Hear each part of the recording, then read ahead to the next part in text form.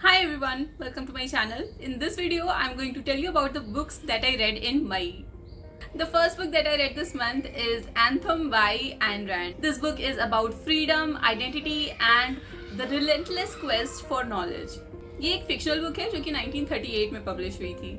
इसमें एक dystopian future को दिखाया गया है जिसमें कि इंडिविजुअलिज्म पूरी तरह से खत्म कर दिया गया है। ये एक कलेक्टिविस्ट वर्ल्ड है जिसमें एक पर्सन की पर्सनल फ्रीडम, उसके right to think, right to choose, right to speak for oneself कुछ नहीं है और जो भी होता है सपोजिटली कलेक्टिव गुड के लिए होता है। एंड इस बुक में इस आइडिया को बिल्कुल एक्सट्रीम में लेके चली गई है and it illustrates रैंड्स believes in the importance of personal connections built on mutual respect and admiration instead of imposed duties. अगर आप एन रैंड की ऑब्जेक्टिविज्म की फिलॉसफी में थोड़ा सा इंटरेस्टेड हैं तो आप ये बुक पढ़ सकते हैं, लेकिन आई थिंक उनकी एटलस श्रग्ड और फाउंटेन हेड इससे काफ़ी ज़्यादा बेटर थी।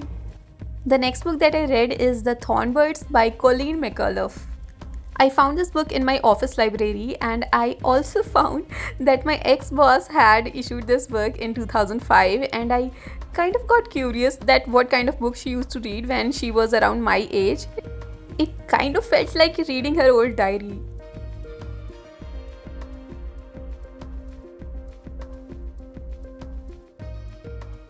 I have never been more confused about whether I like or hate a book. थॉर्नबर्ड्स एक फैमिली सागा है जो कि क्लियरी फैमिली के अराउंड घूमती है और इसके मेन कैरेक्टर्स हैं मैगी क्लियरी और फादर राल्फ। और ये एक फॉरबिडन लव स्टोरी है between Maggie Cleary and Ralph, because Ralph एक प्रीस्ट हैं और कभी भी शादी नहीं कर सकते हैं, तो मैगी और राल्फ कभी एक साथ नहीं हो सकते हैं and we are suppose to root for them but I just couldn't do it and there were a number of reasons for that. Number one, the age gap. वैसे तो मुझे एज गैप से ज़्यादा प्रॉब्लम नहीं होती है क्योंकि बहुत सारी नॉवेल्स मैंने पढ़े हैं जिसमें कि प्रोटैगनिस्ट के बीच में काफ़ी ज़्यादा एज गैप था एंड इट वर्कड। लेकिन जब राल्फ मैगी से पहली बार मिलते हैं तो वो सिर्फ 9 साल की होती है और जब उसको स्टेशन से घर लेके आते हैं तो उसको गोदी में उठा के लाते हैं और आप उनसे एक्सपेक्ट कर रहे हो कि मैं उनकी लव स्टोरी के लिए रूट करूँ। तो मुझे राल्फ के लिए एक प्रोटैगनिस्ट से ज़्यादा एक पेडोफाइल वाली फीलिंग्स आ रही थी। फिर भी चलो मान लेते हैं मैगी क्लेरी को बचपन में कोई भी इम्पोर्टेंस नहीं देता था, कोई उस पर ध्यान नहीं देता था, इसलिए राल्फ का ध्यान उसके पास गया क्योंकि he felt bad for her and he started taking care of her. But still उसने उसको छोटे से बड़े होते हुए देखा था and I just couldn't get it, I just couldn't feel for them. Second thing, Maggie Cleary is so stupid. First, she falls in love with the priest, which is okay because nobody took care of her and nobody gave her any importance except for Ralph. So she developed a crush for him, which is okay, understandable. लेकिन जब Ralph दो जगह छोड़ के चला जाता है तो वो एक दूसरे बंदे से सिर्फ इसलिए शादी कर लेती है क्योंकि वो देखने में राल्फ जैसा दिखता है। फिर भी हम इसको थोड़ा सा डाइजेस्ट कर सकते हैं ये सोच के कि मैगी को कभी किसी ने कुछ सिखाया नहीं। The only quality that she had is endurance, इसलिए वो इतने स्टूपिड डिसीजंस लेती है। राल्फ वैसे तो कहता है कि he is married to God और वो किसी के साथ भी इन्वॉल्व नहीं हो सकता, लेकिन फिर भी वो बार बार मैगी को इनकरेज करता है। जब मैगी की फैमिली में डेथ हो जाती है तो राल्फ आता है एंड दे मेक आउट, भाई तुम्हारी फैमिली में डेथ हो गई है। राल्फ एक प्रीस्ट को सिर्फ इसलिए एग्जाइल पर भेज देता है क्योंकि वो किसी लड़की के साथ इन्वॉल्व हो गया था और वो खुद बार बार मैगी के साथ इन्वॉल्व होता है। Just look at the hypocrisy. ऐसा लगता है कि दुनिया में जितनी भी दुर्घटनाएं हो सकती हैं वो सारी की सारी क्लियरी फैमिली के साथ हो जाती हैं। ड्राउट्स हो गए, फ्लड्स हो गए, फॉरेस्ट फायर हो गया, एनिमल अटैक हो गया, ड्राउनिंग हो गया, everything happens to the Cleary family. इस बुक में एक कैरेक्टर है जो कि बहुत ही ज़्यादा हैंडसम है, टैलेंटेड है और सॉर्ट ऑफ लाइक ऑलराउंडर है, everybody likes him.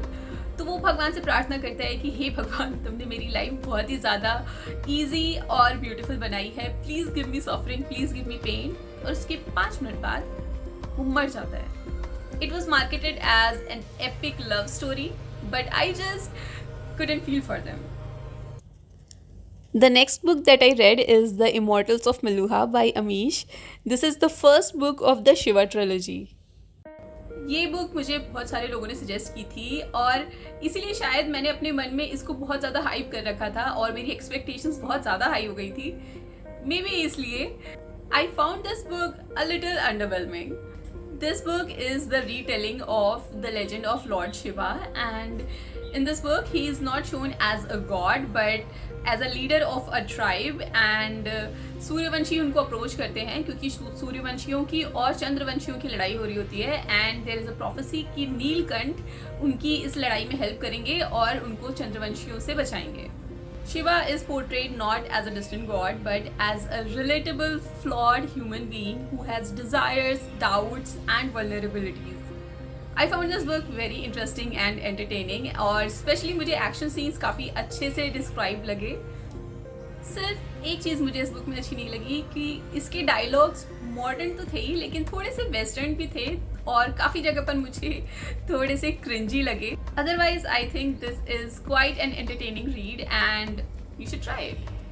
Next, I read The Secret of Nagas, which is the second book of the Shiva trilogy.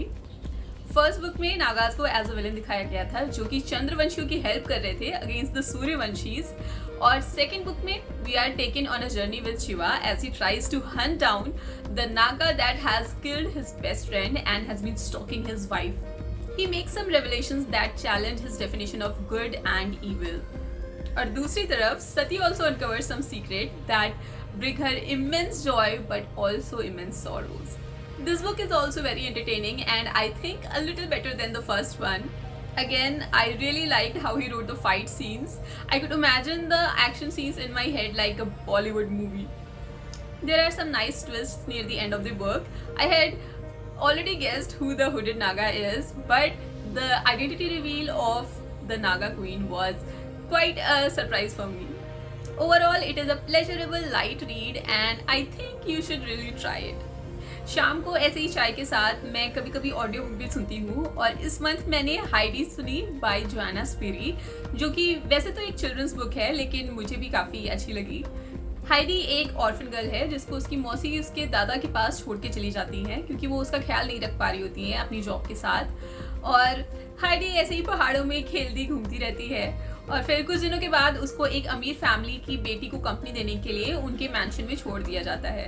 तो आगे की बुक में हमको हाइडी के छोटे छोटे एडवेंचर्स और एक्सपीरियंसेस देखने को मिलते हैं and I think it is a very feel good book जिसको कि जब आप थके हुए हों तो ऐसे ही बालकनी में बैठ के आराम से सुन सकते हैं. बुक में एक चीज़ दिखाई गई है कि हाइडी काफ़ी ज़्यादा होमसिक फील करने लगती है टू द एक्सटेंट कि वो काफ़ी ज़्यादा बीमार भी रहने लगती है. तो जब वो वहाँ पर दादी को बताती है कि मुझे होम सिकनेस फील हो रही है और मैं घर जाना चाहती हूँ, तो उसकी दादी कहती है तुम एक काम करो, तुम पूजा करो. तो मुझे लगा कि एक तो आप उसे घर नहीं जाने दे रहे हैं which is like keeping her as a hostage, ऊपर से आप उससे कह रहे हो कि पूजा करो. और जब वो बहुत दिनों तक प्रे करती रहती है भगवान से लेकिन फिर भी उसको घर नहीं जाने दिया जाता है, तो उसकी दादी कहती है कि अगर भगवान तुम्हारी प्रार्थना नहीं एक्सेप्ट कर रहे हैं then maybe he has a better plan for you. और एक तरीके से देखा जाए तो हाइडी के साथ काफ़ी अच्छा हो जाता है. एक तो वो थोड़ा बहुत पढ़ लिख लेती है, बाकी उसकी फाइनेंशियल कंडीशंस भी थोड़ी सी इंप्रूव हो जाती हैं और उसका फ्यूचर थोड़ा सा सिक्योर हो जाता है. तो maybe God had something good plan for her which I was not able to foresee. Maybe this is what this book was trying to tell us कि अगर भगवान हमारी इच्छा अभी पूरी नहीं कर रहे हैं then maybe he has something better in store for us. Thank you so much for watching this video. I hope you liked it. I hope it was useful for you. Don't forget to subscribe to my channel if you'd like to watch more videos like this. And I'll see you later. Bye bye.